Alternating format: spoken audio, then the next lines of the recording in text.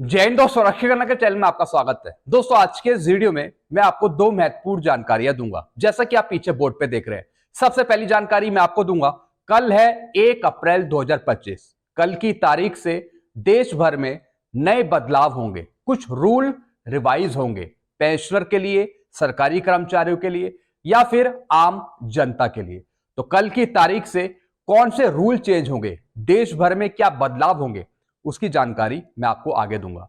फिर अगली जानकारी मैं आपको दूंगा, नेशनल स्टाफ साइट के सेक्रेटरी शिव गोपाल मिश्रा जी ने एक लेटर जारी करा है।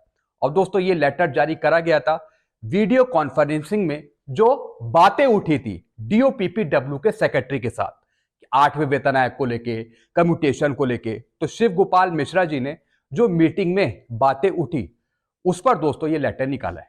कुछ जवाब आया है डीओपीपीडब्ल्यू के सेक्रेटरी का। हालांकि इसका वीडियो मैंने कल भी आपको बताया था, कल मैंने आपको समझाया था, एक बार फिर मैं आपको लेटर दिखा के समझाऊंगा। तो दोस्तों बस सही जानकारियां जो मैं आपको देने वाला हूं, इसलिए इस वीडियो को आप शुरू से लेकर आखिरी तक देखेगा। वीडियो में आगे बढ़ने से पहले एक छोटी सी अपील मैं आपसे कर रहा हूं, अगर आप पहली बार मेरा चैनल देख रहे हैं या फिर ये वीडियो देख रहे हैं तो आप मेरा चैनल सब्सक्राइब भी कर सकते हैं, जिसका नाम है रक्षित खन्ना, क्योंकि ऐसी जानकारियां, सही जानकारियां आपको मिलती रहती है इस चैनल के माध्यम से। चलते हैं दोस्तों, आगे बढ़ते हैं। सबसे पहली जानकारी है, कल है 1 अप्रैल 2025, देश में होंगे बड़े बदलाव। जी हां दोस्तों, कुछ बदलाव होंगे कल की तारीख से, क्योंकि कल से एक नया वित्तीय वर्ष शुरू हो रहा है 2025-26 का। अब दोस्तों कौन कौन से रूल चेंज होंगे या फिर कौन से बदलाव होंगे ये देखते हैं। सबसे पहला है, पेंशनर्स और कर्मचारियों को यूपीएस में आने का मौका मिलेगा। जी हां दोस्तों, जो एनपीएस में इनरोल है, जो एनपीएस से जुड़े हैं, जो एनपीएस से पेंशन ले रहे हैं, उनको मौका मिलेगा यूनिफाइड पेंशन स्कीम में आने का, लास्ट पे ड्रॉन का 50% पेंशन लेने का। हालांकि उनकी सर्विस लगभग 25 साल होनी चाहिए, तभी वो लास्ट पे ड्रॉन का 50% पेंशन ले पाएंगे। तो दोस्तों आपको मौका मिलेगा कल की तारीख से यूपीएस में आने का। अगर आप एनपीएस में रहना चाहते हैं तो कोई बात नहीं, लेकिन अगर आप एनपीएस से निकलकर यूपीएस में आना चाहते हैं तो दोस्तों आपको मौका मिलेगा कल से। आप फॉर्म भरकर भी जा सकते हैं यूनिफाइड पेंशन स्कीम में। तो दोस्तों पहला बदलाव है एनपीएस से यूपीएस में जाने का। फिर दोस्तों अगला पॉइंट है, न्यू टैक्स रिजाइम का ऑप्शन चुन सकेंगे। जी हां दोस्तों, भारत सरकार ने जो बजट पेश किया था, न्यू टैक्स रिजाइम जारी किया था, जिसमें 12 लाख तक की इनकम पर कोई टैक्स आपको नहीं देना। तो दोस्तों जो नई टेबल है न्यू टैक्स रिजाइम की, उसे आप चुन सकेंगे, उसके अनुसार आप टैक्स कटवाएंगे। जी हां दोस्तों, अगर आप टैक्स की रेंज में आते हैं और उसकी आईटीआर आप फाइल करेंगे अगले साल 26-27 में, तो दोस्तों ये ऑप्शन आपके लिए खुल जाएगा 1 अप्रैल 2025 से, यानी कल से। न्यू टैक्स रिजाइम का ऑप्शन चुन सकेंगे, जिसमें 12 लाख तक की इनकम पर टैक्स फ्री है। जी हां दोस्तों, जो आपके चार्टेड अकाउंटेंट हैं वो कैलकुलेट करेंगे न्यू टैक्स रिजाइम के हिसाब से, जिसमें 12 लाख तक की इनकम पर आपको कोई टैक्स नहीं देना। इसी के आधार पे आप कैलकुलेट कर सकेंगे। जी हां दोस्तों, और आप आईटीआर फाइल करेंगे अगले साल 26-27 में, और जो आप अभी फाइल करेंगे आईटीआर जून में, वो दोस्तों आप पुराने टैक्स रिजाइम के हिसाब से आईटीआर फाइल करेंगे, पुराने टैक्स रिजाइम। अब दोस्तों जो नया टैक्स रिजाइम आया, जिसमें 12 लाख तक की इनकम पर आपको छूट है, उसमें दोस्तों स्टैंडर्ड डिडक्शन है 75,000 का, यानी टोटल 12,75,000 की इनकम पर आपको टैक्स नहीं देना। जी हां दोस्तों, टोटल बता रहा हूं मैं 12,75,000 पे। चलते हैं दोस्तों अगले पॉइंट की तरफ। Oil and gas distribution company gas cylinder की कीमतों को रिवाइज कर सकती है। जी हां दोस्तों, वैसे दोस्तों ये हर एक साल होता है, यानी 1 अप्रैल से जो oil and gas distribution company है वो कुछ नियम में संशोधन करती है, जैसे जो गैस के दाम हो गए उसके कुछ रूल रिवाइज करती है, जो कीमतें हैं वो रिवाइज करती है। तो दोस्तों ये भी पॉसिबल हो सकता है कि कल की डेट से oil and gas distribution company gas cylinder की जो कीमतें हैं वो रिवाइज करे। फिर दोस्तों यूपीआई से जुड़े इनएक्टिव फोन नंबरों को बैंक रिकॉर्ड से हटाया जाएगा। जी हां दोस्तों, अगर आप यूपीआई पेमेंट करते हैं, जैसे कि फोन पे, गूगल पे या फिर आप पेटीएम करते हैं, कोई दूसरी एप्लीकेशन यूज करते हैं जिससे आप यूपीआई पेमेंट करते हैं, अगर आपका फोन नंबर उस पर एक्टिव नहीं है काफी महीनों से, काफी सालों से, तो दोस्तों बैंक द्वारा जो आपका फोन नंबर है इनएक्टिव है उसे हटा दिया जाएगा, उसको निष्क्रिय कर दिया जाएगा, इनएक्टिव कर दिया जाएगा। तो दोस्तों कल से यह नियम भी लागू होगा। फिर दोस्तों अगला पॉइंट है क्रेडिट कार्ड के नियमों में बदलाव। जी हां दोस्तों, जो क्रेडिट कार्ड के नियम है उसमें बदलाव होंगे। जैसे कि दोस्तों मिलने वाले रिवॉर्ड, जो आपको रिवॉर्ड मिलते हैं, कुछ आपने खरीदा, आपको कुछ रिवॉर्ड मिला, तो दोस्तों उसमें कुछ कटौती हो सकती है कल की तारीख से। जो आप रिवॉर्ड लेते हैं कोई पेमेंट करने पर, उसमें कुछ कटौतियां हो सकती हैं। फिर दोस्तों अगला पॉइंट है एसबीआई बैंक, पीएनबी बैंक या जो अन्य बैंक हैं, ग्राहकों के सेविंग अकाउंट में मिनिमम बैलेंस से जुड़े नियम की संशोधित करने जा रहे हैं। जी हां दोस्तों, जैसे आपका खाता एसबीआई बैंक में है या फिर पीएनबी बैंक है या फिर कोई दूसरा बैंक है जिसमें दोस्तों सेविंग अकाउंट में जो मिनिमम बैलेंस है उससे कुछ रूल्स रिवाइज हो सकते हैं।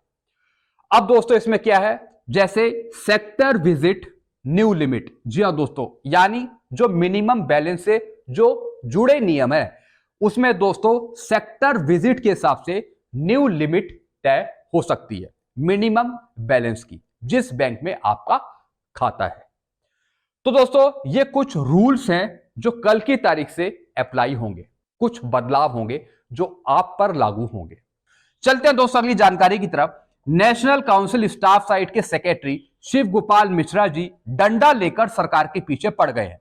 सरकार ने जरा सी भी हरकत करी सरकारी कर्मचारियों और पेंशनर्स के विरुद्ध, मिश्रा जी डंडा बजाएंगे सरकार के सर पर। जी हां दोस्तों, शिव गोपाल मिश्रा जी जो नेशनल स्टाफ साइट के सेक्रेटरी है, लगातार वो भारत सरकार के पीछे पड़े रहते हैं। और दोस्तों वो किसके लिए पड़े रहते हैं? आपके लिए। जो आपकी मांगे हैं सरकारी कर्मचारियों की, पेंशनर्स की, वो लगातार भारत सरकार के सामने पहुंचाते हैं। हर एक टाइप की वो मीटिंग करते हैं, चाहे वो डीओपीपीडब्ल्यू के सेक्रेटरी हो या फिर डीओपीटी की वो सेक्रेटरी हो। भारत सरकार के साथ लगातार वो संपर्क साधे रहते हैं, लगातार वो मीटिंग करते हैं। और अगर सरकार पेंशनर्स की बात नहीं मानती, सरकारी कर्मचारियों की बात नहीं मानती, तो फिर मिश्रा जी डंडा लेकर सरकार के सर पर बैठे रहते हैं। ऐसे ही एक बार फिर से शिव गोपाल मिश्रा जी ने एक मीटिंग करी, वीडियो कॉन्फ्रेंसिंग मीटिंग डीओपीपीडब्ल्यू के सेक्रेटरी के साथ। जैसा आपको पता है सरकार ने एक बिल पास किया, जैसा कि वित्त मंत्री जी ने किया था, उसमें तमाम तरीके की कुछ बातें लिखी हुई थी 8 सीपीसी को लेकर या फिर पेंशन में संशोधन को लेकर, नियमों में बदलाव को लेकर। बहुत सारा कंफ्यूजन क्रिएट हो रहा था। अब मिश्रा जी को पता लगा कि ये तो बहुत गड़बड़ हो जाएगा, ये तो कर्मचारियों और पेंशनर्स के विरुद्ध बातें उठ रही हैं। तो दोस्तों एकदम से इन्होंने एक्शन लिया और इन्होंने मीटिंग करी डीओपीपीडब्ल्यू के सेक्रेटरी के साथ। अब दोस्तों मीटिंग में क्या क्या बातें उठी वो मैं आपको समझाने जा रहा हूं। जैसा कि मिश्रा जी ने लेटर निकाला है, जब जब सरकार सरकारी कर्मचारियों की बात नहीं मानेगी, सरकारी कर्मचारियों और पेंशनर्स का विरोध करेगी, उस टाइम हाजिर होंगे शिव गोपाल मिश्रा जी और इनका डंडा हमेशा तैयार रहेगा सरकार के सर पर। अब दोस्तों क्या क्या बातें उठी ये हम जान लेते हैं। वीडियो कॉन्फ्रेंसिंग में क्या क्या चीजें बातें उठी इसकी जानकारी मैंने आपको कल भी दी थी। मैंने आपको बताया था, एक मैसेज पढ़ के बताया था एक संघ के मेंबर का, ऑर्गेनाइजेशन के मेंबर का। अब दोस्तों क्या लिखा है इसमें, पेंशन मंत्रालय के सेक्रेटरी ने फिर झूठ कहा। जी हां दोस्तों, मेरी समझ में यह नहीं आता कि वित्त मंत्री जी भी झूठ बोलती हैं, जो डीओपीपीडब्ल्यू के सेक्रेटरी हैं वो भी झूठ बोल रहे हैं। अब झूठ क्या वो बोल रहे हैं कि 7 सीपीसी में पेंशनर्स की पेंशन में कोई दिक्कत नहीं है, यानी समानता है, इक्वल है पेंशन 7 सीपीसी में। अब दोस्तों आप पेंशन ले रहे हैं, आप डिफेंस पेंशनर्स हैं, अलग अलग टाइप की आपकी रैंक है। अब दोस्तों 7 सीपीसी में बहुत सारी विसंगतियां हैं, ये बात इनको समझ में क्यों नहीं आती। बहुत सारी विसंगतियां हैं 7 सीपीसी में, चाहे वो प्री 2016 हो या फिर पोस्ट 2016 हो। एक्स ग्रुप की विसंगतियां, अब तो पीएमआर वाली भी विसंगति आ गई, उनको तो ओआरओपी नहीं दी जा रही। फिर दोस्तों जो रिटायरमेंट की तारीख है उसके अनुसार अलग अलग पेंशन, यानी 1 जुलाई 2014 से जो पहले आए हैं उनकी अलग पेंशन है, फिर 1 जुलाई 14 और 31/12/2015 के बीच में आए उनकी अलग पेंशन है, फिर 1/1/16 के जो बाद आए हैं उनकी अलग पेंशन है, और फिर 1 जुलाई 2024 के जो बाद आ रहे हैं उनकी अलग पेंशन है। तो दोस्तों ये जो विसंगतियां हैं, ये जो पेंशन में असमानता है, ये सरकार क्यों नहीं समझती? सरकार कहती है कि 7 सीपीसी में कोई प्रॉब्लम नहीं है, पेंशन में, पे में बिल्कुल समान है, इक्वल है। आप नीचे कमेंट करिए, क्या समानता है पेंशन में? अगर समान होती पेंशन तो जंतर मंतर पे पूर्व सैनिक धरना प्रदर्शन क्यों देते? ओआरओपी की विसंगतियों पर धरना प्रदर्शन क्यों देते पूर्व सैनिक, अगर समान होती पेंशन? एक बार फिर से झूठ बोलते हैं यहां पे डीओपीपीडब्ल्यू के सेक्रेटरी। 7 सीपीसी में पेंशनर की पेंशन में समानता है, ऐसा सरकार कहती है। यह समानता बीजेपी सरकार लाई है, और 8वें वेतन आयोग में भी समानता बनी रहेगी। यह बात तो दोस्तों सरकार मान ही रही है कि 8वें वेतन आयोग में हम समानता लाएंगे, यानी भेदभाव नहीं करेंगे। लेकिन सरकार कह रही है कि 7वें वेतन आयोग में समानता हम लाए हैं। बीजेपी सरकार 7वें वेतन आयोग में विसंगति नहीं लाई है, समानता का अधिकार दिया है सभी को। यह बात गलत है, यह झूठ बोल रही है। 8वें वेतन आयोग में रिटायरमेंट की तिथि की परवाह किए बिना सबको 8वें वेतन आयोग का फायदा देना है। सरकार ये तो यहां पे एक्सेप्ट कर रही है कि हम भेदभाव नहीं होने देंगे 8वें वेतन आयोग में, सबको समान अधिकार देंगे 8वें वेतन आयोग में। लेकिन सरकार ऐसा क्यों कह रही है फिर कि 7वें वेतन आयोग में सब समान है, पेंशन में कोई विसंगति नहीं है? जिस तरीके से 7वें वेतन आयोग में बीजेपी सरकार ने पेंशन में समानता लाई, इक्वल करी, ठीक उसी तरीके से 8वें वेतन आयोग में हम समानता लाएंगे, असमानता नहीं होने देंगे, कोई डिफरेंस नहीं होने देंगे 8वें वेतन आयोग में। भैया 7 सीपीसी भी बीजेपी सरकार ने दिया, तो बहुत सी विसंगतियां हैं 7 सीपीसी में, पेंशन में, तो पहले आप उसे ठीक करिए। और जो आपका कहना है कि 8वें वेतन आयोग का फायदा सभी को मिलेगा, वो तो आप मान ही रहे हैं, ये बात सही है। लेकिन जो आपने विसंगति पैदा करी, डिफरेंस क्रिएट किया पेंशनर्स की पेंशन पे, उसे आप एक्सेप्ट करिए और उसे दूर करने की बात करिए, मेरा यह कहना है। अगर आप मेरी बात से सहमत हैं तो आप नीचे जरूर कमेंट करेगा। तो दोस्तों सरकार ने यहां पे साफ किया है, सेक्रेटरी ने साफ किया है कि 8वें वेतन आयोग में भी समानता बनी रहेगी, कोई भेदभाव नहीं होगा। जिस तरीके से बीजेपी सरकार ने 7 सीपीसी में कोई भेदभाव नहीं किया, ऐसा मैं नहीं कह रहा हूं, ऐसा सरकार कहती है। तो एक बात तो यहां पे क्लियर हो गई कि 8वें वेतन आयोग का फायदा सभी को दिया जाएगा, कोई भेदभाव नहीं किया जाएगा। फिर दोस्तों आगे क्या लिखा है? फिर दोस्तों एक मुद्दा उठा कम्यूटेशन का। शिव गोपाल मिश्रा जी है, उन्होंने एक मुद्दा उठाया कि भैया जो कम्यूटेशन का जो पीरियड है वो 12 साल बाद बंद हो जाना चाहिए। जो उसकी मांग है वो आप कब तक पूरी कर रहे हो? तो डीओपीपीडब्ल्यू के सेक्रेटरी ने बताया कि ये जो मुद्दा है ये 8वें वेतन आयोग को भेजा जाएगा आगे। 8वें वेतन आयोग जब बैठेगा, पे कमीशन बैठेगा, उसमें यह मुद्दा उठाया जाएगा कि 12 साल बाद कम्यूटेशन की कटौती बंद कर दी जाए और 12 साल बाद पेंशन रिस्टोर कर दी जाए। तो ये वाला जो मुद्दा है ये 8वें वेतन आयोग में लाया जाएगा, ऐसा इन्होंने कहा है। तो दोस्तों बस यही चीजें थी जो इन्होंने इस लेटर में समझाई है। आई होप दोस्तों सारी चीजें आप अच्छे से समझ होंगे। हालांकि मैंने आपको पहले भी ये चीजें समझाई हैं, लेकिन मिश्रा जी ने लेटर निकाला है तो लेटर देख के मैंने और आपको समझा दिया।